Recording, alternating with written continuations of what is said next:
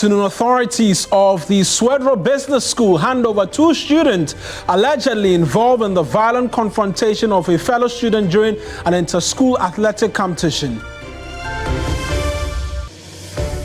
Minister of Transport says government does not need parliamentary ratification for the name change of the Kotoka International Airport, insisting it can be done through an executive order. A lot later, we'll take you to the Northeast Gonja District Assembly, where staff are compelled to work under trees due to a lack of office space.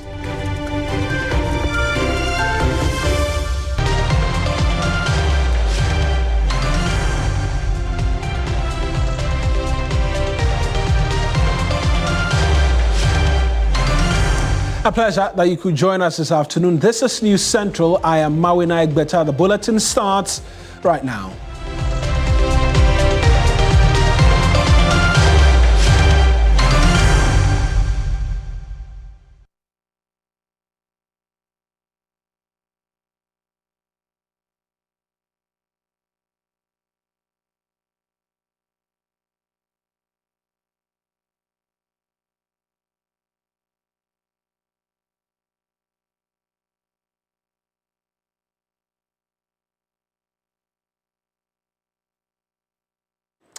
Now, this afternoon, 4 individuals, 2 doctors and 2 nurses, all at the Kolebu Teaching Hospital, have as at this morning been interdicted in sweeping investigations seeking to unravel the circumstances under which a 29-year-old engineer, Charles Emisa, succumbed to injuries from a hit-and-run accident suffered some days ago after he was rejected by 3 hospitals over the lack of a bed. The news has seen widespread anger across different quarters, with government officials and medical staff alike decrying the country's health system and its many failings in protecting life. While the government task committee unravels the whys of the incident, the situational report from the National Ambulance Service revealed worrying details of emergency medical technicians negotiating with hospital staff to attend to the now deceased engineer. This afternoon, we have caught wind of how the events played out, and we're just going to walk you through that even as we continue in the conversations and ask the questions as to why a situation of no bed syndrome has continued to prevail for God knows how long as a republic and as a people. And this is what we know based on the SITREP, the situational report made available by the National Ambulance Service on the day of the incident, and how this individual, Charles Emisa, now deceased, was transported to 3 major hospitals and yet was refused treatment. And so these are the initial details as we know it. The victim in question, Charles Emisa, he was aged 29 years. He was an engineer at Promasidor Ghana Limited, what we know as Cowbell, and he was commuting from the office, right, towards home. It was riding a red motorbike and what have you. But this is what we know happened. At 10:32, and that's 22:32, the National Ambulance Service received a call notifying them of an accident at Kwame Nkrumah Circle, what we also know as Circle Dubai, of a hit-and-run situation, requesting their immediate attention.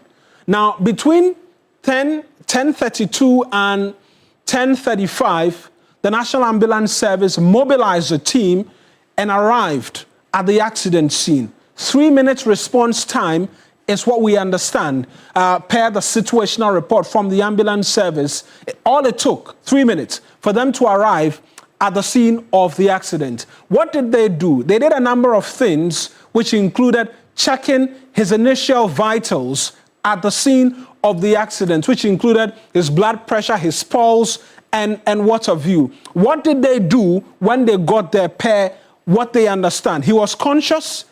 His bleeding was controlled with the gauze, and there was a cervical collar applied because he was bleeding from his neck region or his collarbone region based on what it is that we understand from this situational report. Oxygen therapy was initiated as well and was given to him, and he was log rolled onto a spine board.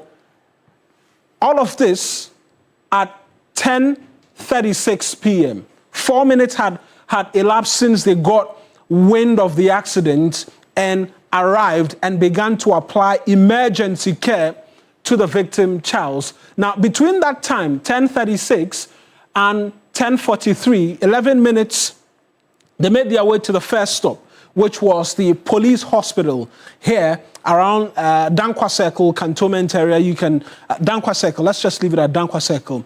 And he was rejected there.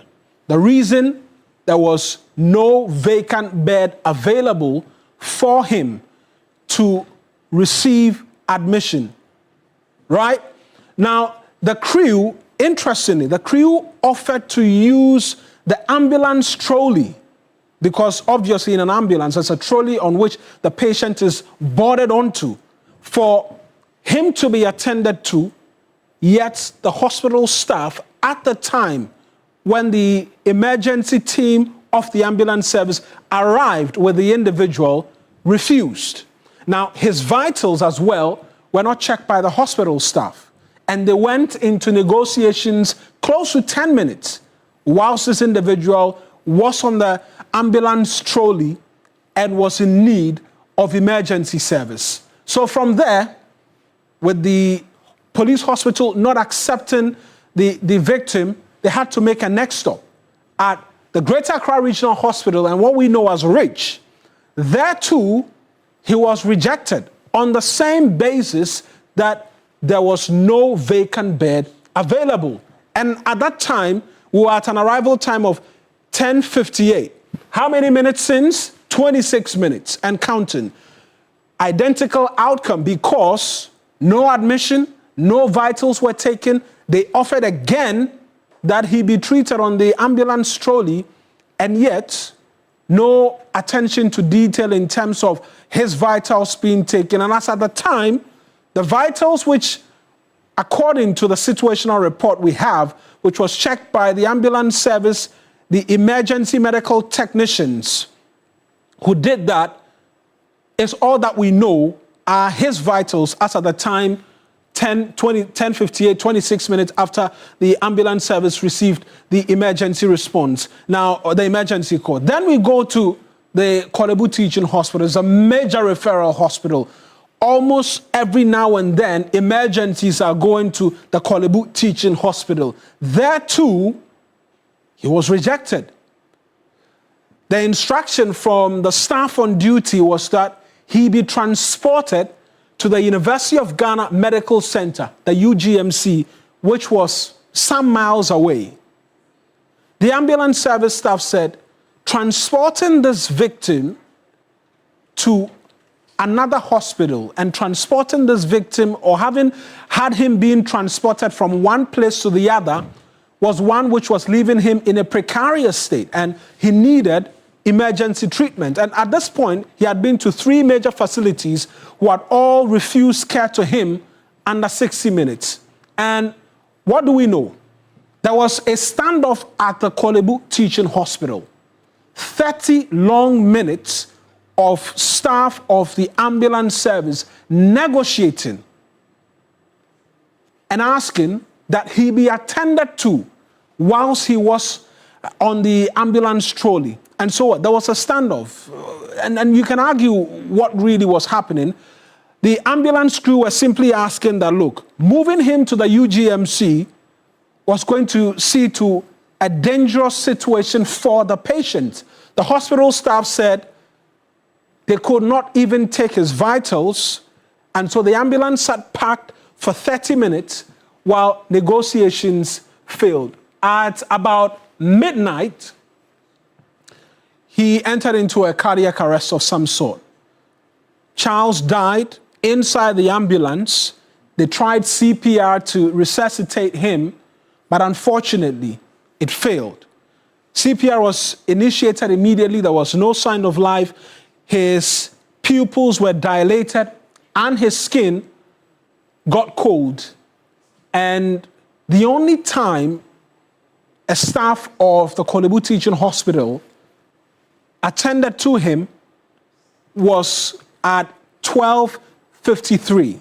It was pretty much another day. One, Dr. Nkrumah attended to the patient for the first time, and the simple task he performed was to certify his death, and the instruction was to convey his body to the morgue. Subsequently, a missing persons notice was filed by the family, and we know the rest of the story. In fact, as of the time the family reported to the Nima police station, subsequently went to the Kolebu Teaching Hospital, the victim could not be ID'd, and he had to take an entire process for the victim to be ID'd. And so this is what we know. No bed at the police hospital, no bed at the Ridge Hospital, no bed at the Kolebu Teaching Hospital. In all of these, no vitals taken, and the plea by the staff of the National Ambulance Service was not heeded too. We're going to go onto the phone lines right now and engage Sena Agboja, Dr. Sena Agboja. He is the Vice President for the Academic Affairs at the Academic City University, and just speak thoughts on him, from him, in relation to what it is that we've been finding out. And Doc, I appreciate you joining us this afternoon. And you've been working on this particular syndrome that we've had for a very long time in this country, the no-bed syndrome, particularly in tertiary hospitals in the Greater Accra region and its environs. From what we've seen, how dire is the situation? So thank you very much for having me, and I am female. You kept saying he, but before I start, my heart goes out to the family of Charles. It is. I always say that no one has to go through this, and if you live in a country in which you can't trust and rely on the healthcare system, it is almost as though you're sitting on a time bomb, and really this could happen to any of us. A lot of times this issue comes up, and when there's an accident and the issue is reported, we talk about it. After we let it be, and so we tend to be very reactive. I am thankful that we have kept this conversation going, and we are trying to get to the bottom of it. So I did this research with 4 of my students and 1 of my colleagues, Christian, Jochibed, Elvira, and Samantha, and then with Prof. Asante Darko. It's important that I mention them. And we did this while I was with Ashesi University. I'm currently with Academic City University. So what we sought to explore, and one of the key things that stood out to us in our research was the fact that when it comes to hospital beds alone, most of our tertiary hospitals are actually at 97% capacity, which basically means that for persons who need some help, who need some guidance, who are within the space, and we go to the hospital, chances are that there will not be a bed for us. Now, that notwithstanding, there are other issues also that we found within the hospital spaces around infrastructure, overcrowding, just equipment, personnel being available in the right numbers, around them being trained on some of the equipment that exists, communication across stakeholders who work in the space, and quite a number of financial constraints as well. So what we did was to describe this as a very complex systemic phenomenon that needs to be unpacked. Because once you zero out one stakeholder, that the healthcare workers perhaps were not empathetic enough, and for their job they need to be empathetic, so perhaps they were not empathetic enough. or you move on to some other stakeholder and try to, label them as the problem, it gets a bit challenging because we don't get to address the fundamental issues that we need to deal with in here. And so one of the key things that we recommended was that we look at a case where we have a whole, more or less like a stakeholder dialogue, a conversation across stakeholders that helps us to understand properly and unpack the situation properly, so that there is a national framework as to how we are addressing this issue. We are not waiting to be reactive. That was one of the key things. Another, which is a very low-hanging fruit that I think even students at Academic City University can pick up, is putting together a very simple referral system that when the emergency services pick someone up, they can query it to know where in the country, depending on where they are, that they can locate a bed and personnel available to take care of the person. It cuts down, because healthcare is time bound, and in an emergency situation, every second is important. So if there's a system that can be queried by emergency workers and they know that, okay, there is space, maybe not at a tertiary hospital, but maybe at a secondary level hospital, or even at a primary level hospital, but they have what it takes to provide the first aid that is needed, that would help us prevent a lot of these deaths, right? Charles, we've heard. How many haven't we heard about? So it's not a single case, but it's endemic, and we need to be able to deploy technology in ways that helps us to get to the bottom of some of these issues. Right. So a very simple referral system that helps us. Another major one is trauma centers across the country with persons who are trained in managing traumas. Otherwise, then, we are putting too much pressure on the tertiary institutions and expecting them to be able to take care of any issue that we throw to them. But any system overwhelmed will become inefficient.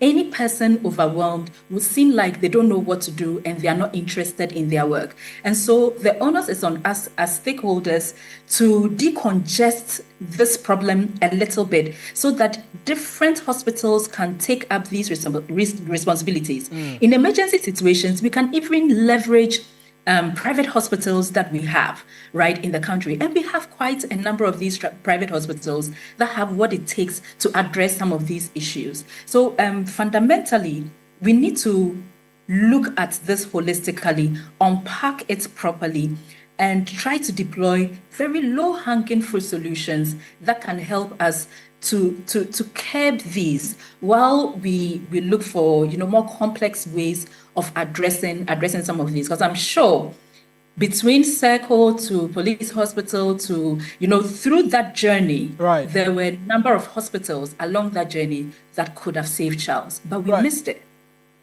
It's important to mention the use of technology and in being able to have a simple referral system and what have you.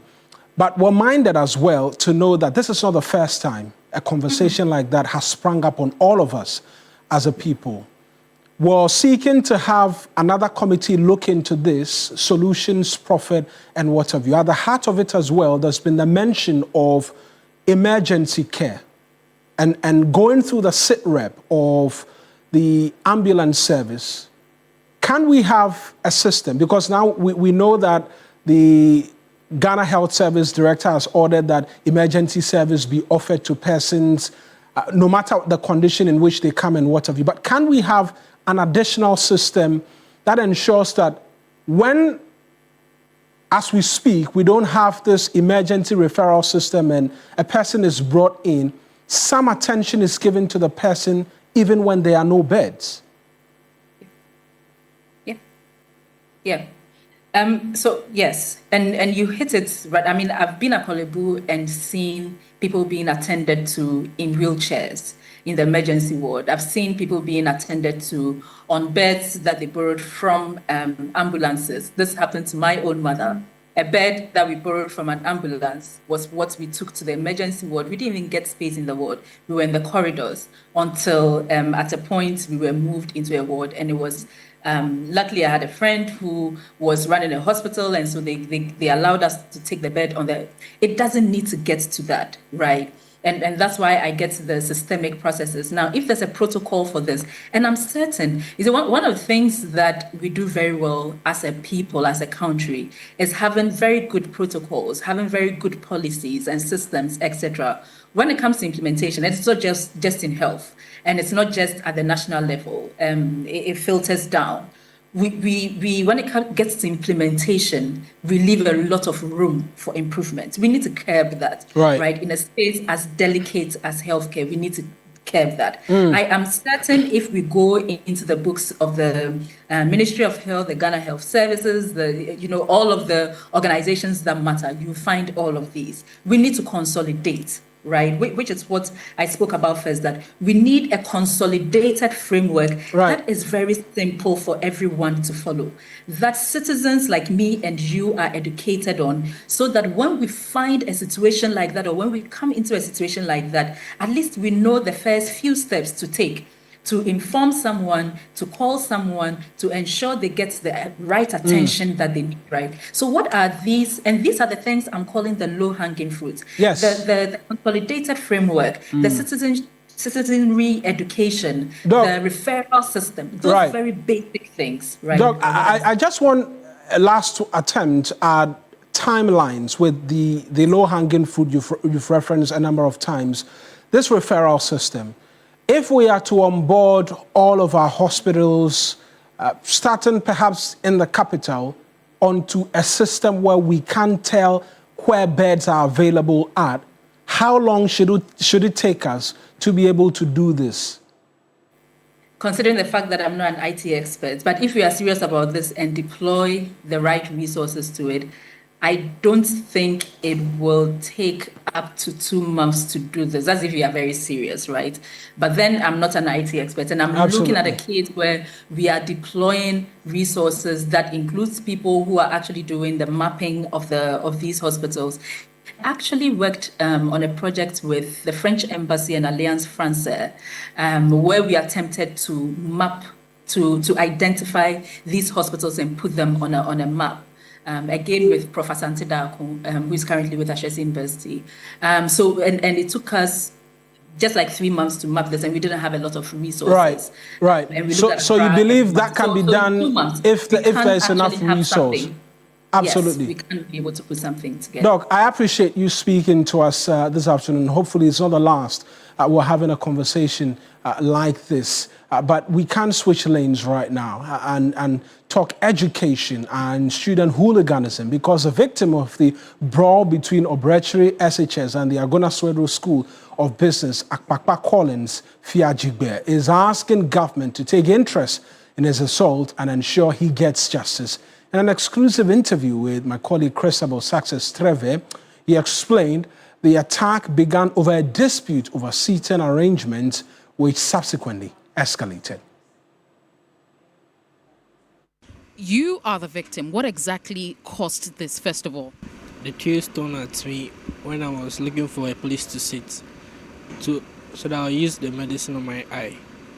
That's what happened. So you were basically just looking for a place to sit? Yes, it happened unexpectedly. Okay. So, but tell us, you're saying you didn't do anything to provoke? No, I didn't do anything. I was just standing there. And they started throwing the stone. What happened when they started throwing the stones? I wasn't looking. When I turned, I saw my colleagues running, but I didn't know what was happening. So by the time I realized, the stone came to hit me. So you're saying you didn't do anything to these particular students? No, I didn't do anything to them. What would you want to be done in this particular situation? I want them to be arrested and anything that the government wants to do to them. What's your full name? My name is Akpaka Fiajigbe. That's Collins Fiajigbe. Meanwhile, authorities of the Swero School of Business have handed over 2 suspects in the inter-schools competition violence to the Akuna Swero Divisional Police CID. This was done less than 24 hours after a meeting between the Director General of the Police CID, COP Lydia Yako Donko, and management of the Swero School of Business in Accra. In a Facebook post confirming the arrest, the CID boss indicated that about 9 p.m. on Monday, authorities of the school, led by the headmaster in charge of domestic affairs, handed over the students, Benedict Apia, 18, Bilal Mumid, 18, to the police. She concludes by instructing all other individuals connected to the assaults to voluntarily report to assist in investigations, or they'll be tracked and arrested. The PRO of the Ghana Education Service, Daniel Fenyi, spoke to TV3's Christabel Success Treve as well about the arrest after a meeting between the Director General of the GES, the Central Regional Director of the Ghana Education Service, and heads of the 2 schools. They are arrested, currently in police custody. 4 students of our Bratcher Senior High Technical are in police custody as we talk, and the laws of the country will take its full course, so they will be processed for court, and then we await. Of course, we won't preempt the outcome, but we know they are in police custody, they are processed for court, and we await the court's judgments here. Are their names known? For now, we will keep but yes, their identities, their names are fully known, but we will keep their identities here. We have put the sport on hold so that we go deeper into some of the causes of these assault and violent cases, and so we already have, but we have observed that there could be some lapses for which the student explored those lapses. So we are going to look at how to strengthen our costs to ensure that the students are safe, the teachers are safe, and they will go about their duties. So at the moment, the Central Regional Directorate, the school leadership, the district leadership have been directed to go and bring out their plan on how they would ensure the students are very safe and sound when we reopen. You're still with us here on News Central. We're taking you away from education to matters in relation to education, to the environment and Galamsey Fire, because after over a year of research and trials, the Environmental Protection Authority, EPA, has selected the Birim River as a pilot site for dechemicalization process using iconic nano copper technology from Malaysia. In partnership with the Ghana Water Company, the Ghana Atomic Energy Commission, and the Ghana Standards Authority, authorities say this could mark a turning point in restoring polluted waters. My colleague Nura Mohammed is currently with the team in the Eastern region and is joining us right now with details as to this testing phase, really, that we're in. Nura, what can you report? Yes, Mawena, so we're currently here in the Eastern region and we are at the Birim River, and the Environmental Protection Agency saw the need to help purify our water bodies which have been destroyed as a result of illegal mining, or what is otherwise known as Galamsey, to rid the water bodies of impurities, debris, chemicals, heavy metals, and what have you. And so we are joined by the CEO herself, Professor Nanama. Hello, CEO. So she will be taking us through the entire dechemicalization process and what it entails, as well as, a top to bottom, analysis of what they actually came here to do. Hello, Prof. Hello, thank you for having us from the Environmental Protection Authority. As per our mandate to protect the environment, water is part of it. So we have spent close to a year in understanding how to go through the process of cleaning our water bodies. We have come up with a technology that is called the ionic nanocopper that will help us clean our water bodies in a very short time. So whilst we speak, we have tested this technology, we've done the laboratory, we've done the field trials, and today is the day we decided to do the pilot. So we've called all stakeholders, the community, elders, and people to witness the application and the cleaning of the water body. So as we speak, we are still at the Brim Riverside, and this is what we came to meet, is the color of the Brim River, the level of pollution of Brim River. After 30 minutes of application, we tried, we fetched, and this is the color we've seen. After 1 hour of application, this is the color of the water we have seen. One would think that yes, it is clean. Definitely it is clean. It is clean from the turbidity point of view. It is clear.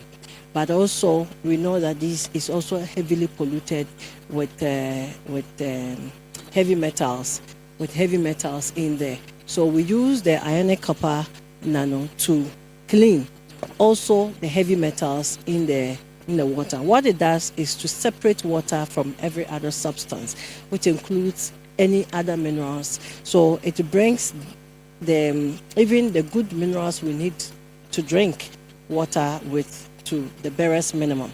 So from this stage, you can use the water to do every other thing. But to drink, you can drink, it's safe to drink, except that we don't call it potable. The standards of the minerals like manganese, like iron, like zinc in there is at a minimal level. We need that to come up a little bit for a good circulation of our blood in the system. So we entreat the Ghana Water Company to, from this stage, treat the water to a potable stage for drinking. Right, Prof. And we saw the entire process, right? And like you said, this is the pilot. So is there any intent to replicate this?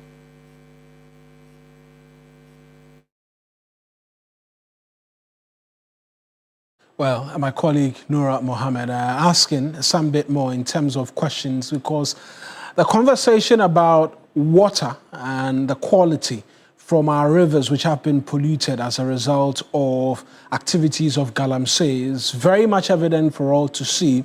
The big question, which Prof has been explaining, is that this copper technology, nano copper technology, seeking to remove heavy metals as well from the water. A question being asked by Noura as to where this moves from the pilot phase, and then also questions will be asked as to whether or not this has been tested again for verification as to if the heavy metals have reduced and all of that. But these questions and more, I'm sure, we'll get answers to for you if you stay with us here on News Central. But we're going for our very first break on the bulletin. When we return, we have a bit more for you, including news conference by the Transport Minister defending the decision to immediately change the name of Ghana's official gateway into the country from the Kotoka International Airport to the Accra International Airport. Stay with us.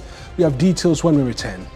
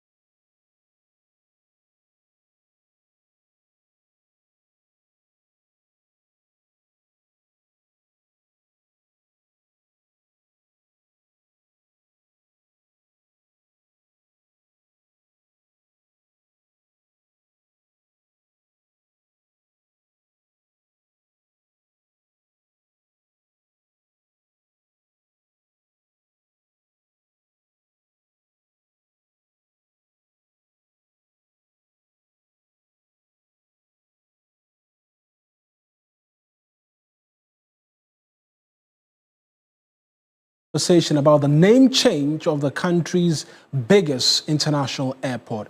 That's because the Transport Minister, Joseph Boakai Nikpe, has justified the government's decision to reverse the name of Ghana's international airport to the Accra International Airport, stating there was no basis for a new legislation or bill to be laid before Parliament.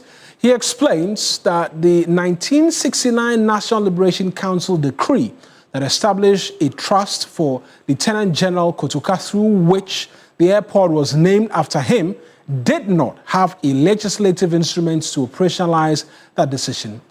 The Honorable Nikpe says an executive order is enough to take such decisions, citing other airports that were named without any parliamentary action. Christian Yali is my colleague, is a parliamentary affairs correspondent as well. He's been getting all of the details from the minister. He's joined us right now with that. Chris, you studied this 1969 decree and followed the conversation. What can you report based on what the minister is telling us right now? Eric, so for many, the first thing they have been saying was that the minister and by extension, the government ought to have brought a bill before Parliament to repeal that 1969 National Liberation Congress decree, which set up the Kotoka Trust Fund. Now, as part of that fund, when you look at it, which I've studied carefully, you realize that the object or the purpose of that fund was to first rename the Accra International Airport Kotoka International Airport to honor Lieutenant General Emmanuel Kwasi Kotoka. Also because when you look at the object of that decree again, it talks about the fact that there should have been a statue around the Kotoka International Airport to be in the honor of Kotoka, also because he died around that area during the 17th April 1967 insurrection. And so for many, this even answers the question that the name Kotoka International Airport has nothing to do with his role played in the coup that ousted Dr. Kwame Nkrumah, but rather because he died during that 67 insurrection around that area. Now, that trust or that trust fund was basically to set up more or less like a trust to cater for the families of the soldiers who died during that era. And so the minister takes notice of that, and as it stands, the trust is still working, is still serving the purpose by taking care of the families that these soldiers, including Kotoka himself, left. But he maintains that there was no legislative instrument during the time in Parliament to give, operational effect to that decree, and so government does not need to bring any bill or any legislation before Parliament before it can change the name or revert the name to Accra International Airport. Let's listen to him exactly what he says concerning this legal matter. You remember that it came as a result of the NLCD 309. It was a decree that was brought to set a trust to cater for the families of Kotoka and other soldiers who were killed along that time. And it happened that he was killed at the forecourt of the airport. And so if you look at the decree, its intention was to set a trust to take care of the families of the soldiers who were killed. And so if you look within it, they decided to honor him by introducing or renaming the airport after him. But the purpose of the decree was to establish a trust. Now, there was no any legislature in Parliament to operationalize it. And so there is no anything in it for Parliament to amend or Parliament to legislate. It was an executive order that was given to recognize somebody who was killed at the forecourt of the airport, and the rightful thing is for us to come to an executive announcement again that the name is reverted to its original name. Airports are named by the executive orders, all our airports. That is why when we changed the Yakubu Tali International to Tamale International, there was no any legislation. When we changed the Prempre, the second international, there's no any legislation. So Accra is not an exceptional airport. What it is for us is that it is the gateway to the country. It is our international airport. And we looked at the decree, and its main purpose was to set up a trust to take care of the families. And so we have gone the way to rename it to its original name. There's no any legislation in naming airports in Ghana. Well, Christian, thank you. But we also know that the minister has been answering questions in relation to the cost this name change will come at. He says that will not be a matter of concern. The good news for us is that all these organizations that control aviation, since the name change of Accra to Kotoka, have not changed the country code. Akawo still maintains the country code DGAA. Ayata and Akawo still maintain the country code ACC. So there's nothing to change at the international level. The only thing to change is the signages and the billboards that we have. But Kotoka, as a company, they already have the vendors who produce their letterheads on daily basis for them. So it's not a new contract. It's just a matter of Kotoka is now out. The same vendors who were doing their letterheads, their stamps, are the same companies to continue to now change. Just a removal of Kotoka and it will be Accra. So what will be the cost there?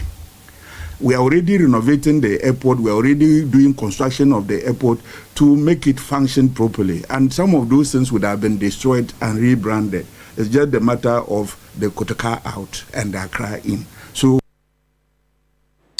now, the Supreme Court has granted the Attorney General an extension of time to file its response in a constitutional case filed by private citizen and lawyer Noah Adamti, challenging an aspect of the Office of the Special Prosecutor law.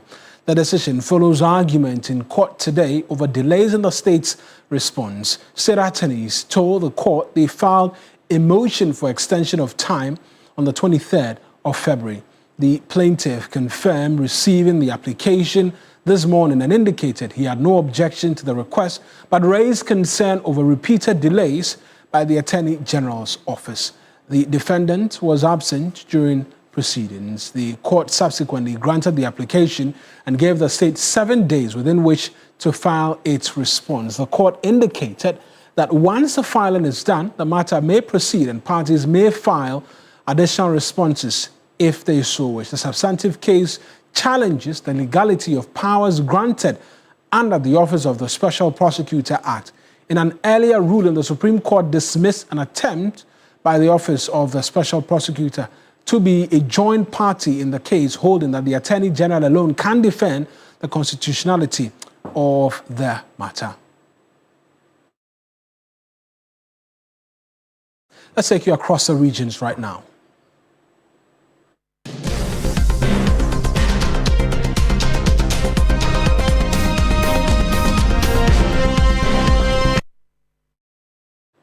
Now, imagine waking up early in the morning and rushing to work just to go and sit under a tree to work for 8 hours due to the lack of office space.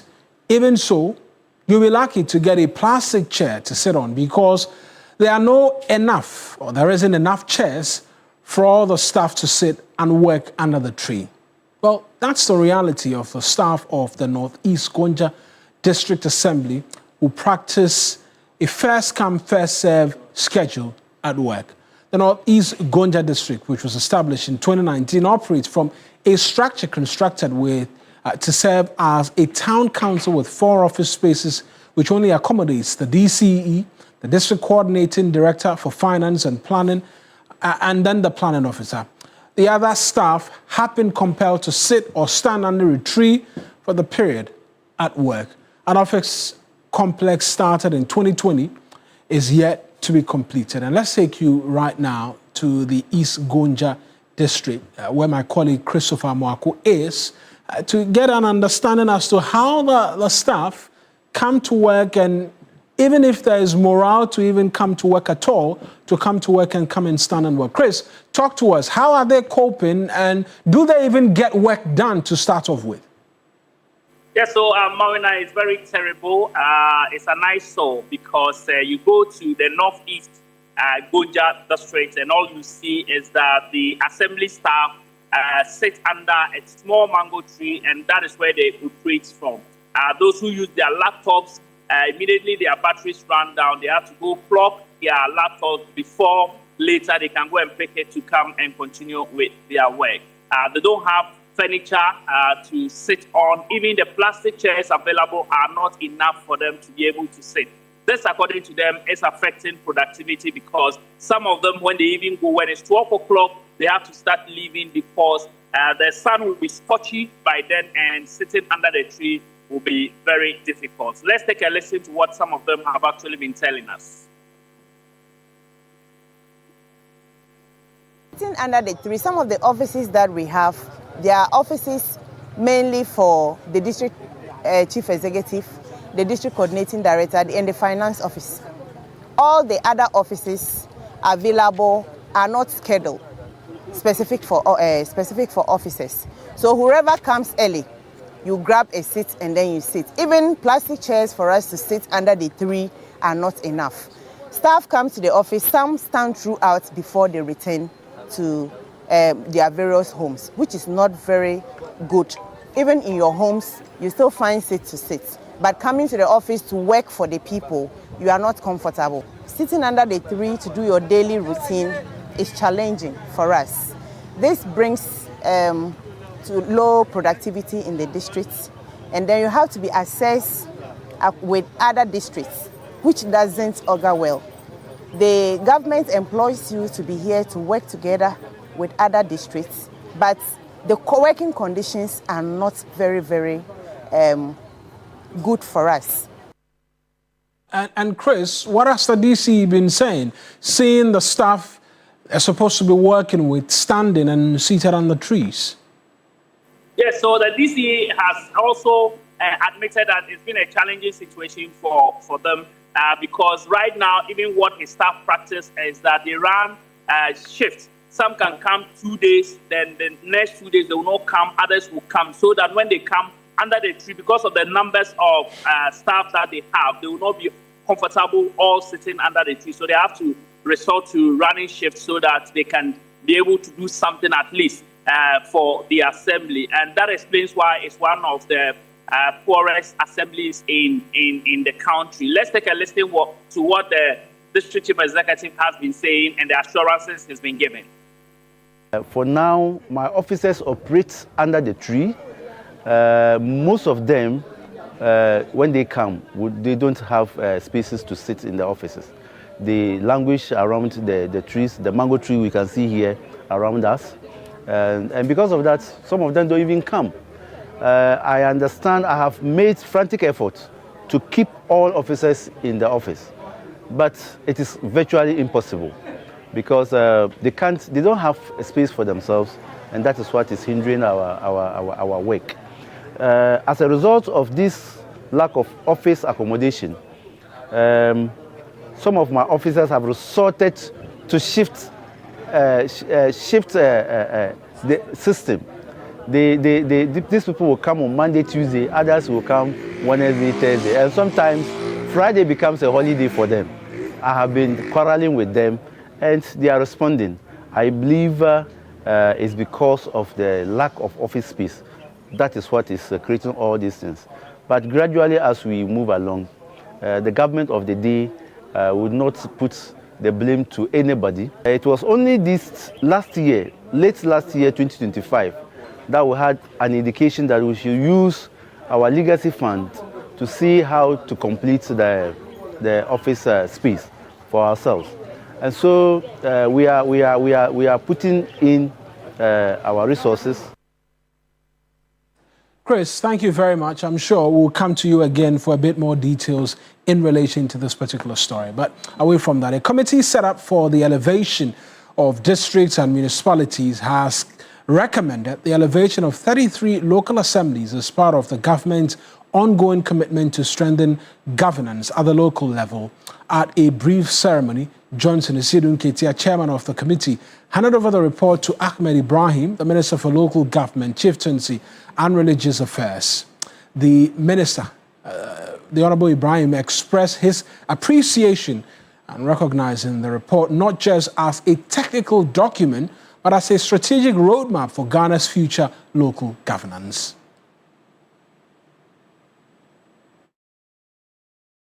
Because it is a report that we are presenting, which would be reviewed and approved, I don't think it is fitting and proper for us to go into the details of what we have recommended. Suffice it to say that the committee found it necessary to recommend for upgrading 12 existing municipalities into metropolises. Now, residents of Sokoban Wood Village in Kumasi have staged a protest over the deplorable condition of their road, describing it as a growing health and security threat to the community. According to the aggrieved residents, the road has been left untarred and poorly maintained for years, resulting in excessive dust pollution, especially during the dry season. They say the situation has led to a rise in respiratory illnesses, including asthma, particularly among children and the elderly. My colleague Ibrahim Abubakar is joining me with a bit more in terms of the details. Ibrahim, how bad is it? Talk to us. Mauna, this was a project that was awarded to contract 6 years ago. In fact, the gutters have been constructed, the filling were done. It was only left for the tarring of the road, and the contractor left side. He was complaining about some financial constraint. Government had not paid him. And over the years, the road is moving from bad to worse. In rainy season, it becomes even terrible to be able to ply that stretch. And dry season too, the dust is so serious that when you even ply that route, you can't even wear a white attire to be able to move that. And this has affected businesses along that stretch. Most businesses are folded up. The houses that are around too, they have been complaining. So the impact on the road is quite significant to both commercial drivers who always complain about breakdown of their vehicle. Then we have residents who, like you rightly mentioned, have been complaining about respiratory infection. Then we have also commuters who also say drivers who come there charge them exorbitant prices. And let's listen first off to the commuters, and then we can talk about the impact on the business. Can you imagine the dust we are inhaling? And can you imagine the illness we are accumulating over the years? 6 years. Pressure crying to me. Then this road is also going to add on to our problems. Please, they should come to our aid and help us. We are part of Ghana. We pay taxes. In fact, when your pay slip come and look at how much you are paying, you marvel at what you are contributing to Ghana, yet you are not benefiting.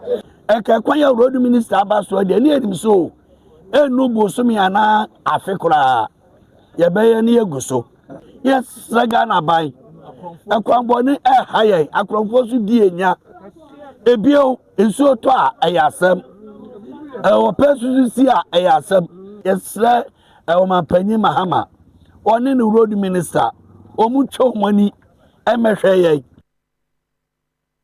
Talk to us about business and its impact. Sokoban Wood Village, very known for wood and what have you. How is the bad nature of the road now affecting business as well?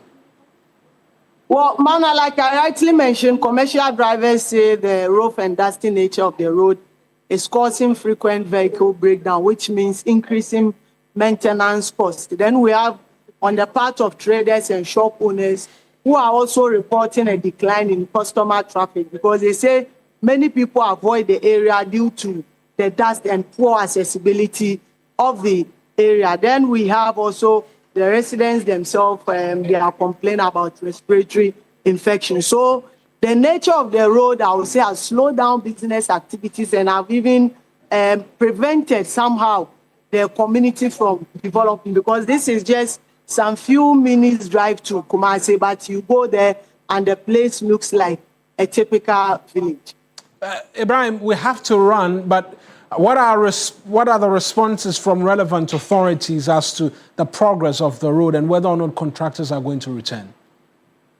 Well, they are still giving residents assurance. They said it all boils down to finances, and they are also making frantic efforts to engage the Ministry of Roads and Highways so that they see the contractors back to site to be able to complete what they've started. Ibrahim, thank you very much for those details. That's my colleague Ibrahim Abubakar. He will bring us to the end of this afternoon's edition of the Bulletin. We're back again tomorrow, God willing, with another exciting edition of News Central. I am Mawina Igbeta. Many thanks for watching.